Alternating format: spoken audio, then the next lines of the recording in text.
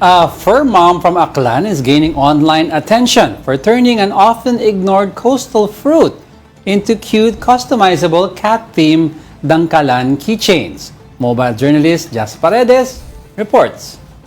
A certified fur mom from Aklan is making waves online for her creativity, crafting cute and colorful Dangkalan keychains featuring different cat faces, which can also be customized. She was first known as the Meownai of Choco the Meowdle, where she shared the DIY outfits she made for Choco and her other cats.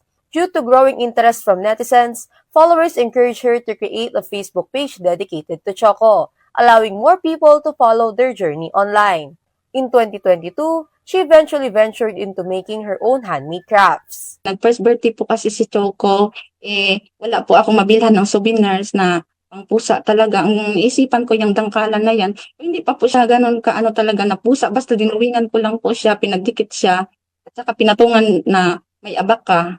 Tapos, nag-isip pa po ako ng pag after ng birthday niya, tuloy-tuloy na po na gumawa na lang kaya ako ng keychain. Dangkalan, also known as bitaog or palo maria, is a tree commonly found in coastal areas including Leia's town. Its fruit is often ignored and stepped on as it is not generally eaten unlike other fruits. Yung tita ko po kasi gumagawa din ng mga souvenirs, yung bunga naman ng yung mga mangrove at saka yung baon ng nyog. Tapos gumagamit sila ng yung mata is dangkalan. Tapos sabi ko, try ko kayang gumawa ng mga keychain naman na mga pusa. Leia personally handles the entire process of making each Dangkalan keychain. The fruit is first cleaned and carefully hollowed out by removing its contents. It is then sanded to smoothen the surface before painting. Gawa po kasi nito, medyo naabot po talaga ng 2 weeks. Halimbawa, 50 pieces yung order niya po.